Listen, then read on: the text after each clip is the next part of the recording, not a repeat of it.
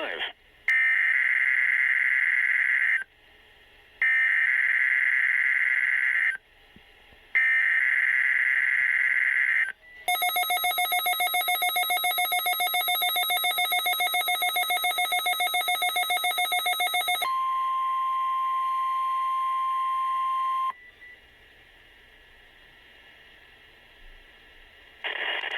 The National Weather Service in Chanhassen, Minnesota has just activated the warning alarm on 13 weather radio stations across central and southern Minnesota and west central Wisconsin.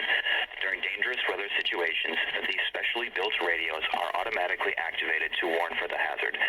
Tests of these radios are normally conducted by the National Weather Service in Chanhassen every Wednesday at 1 p.m.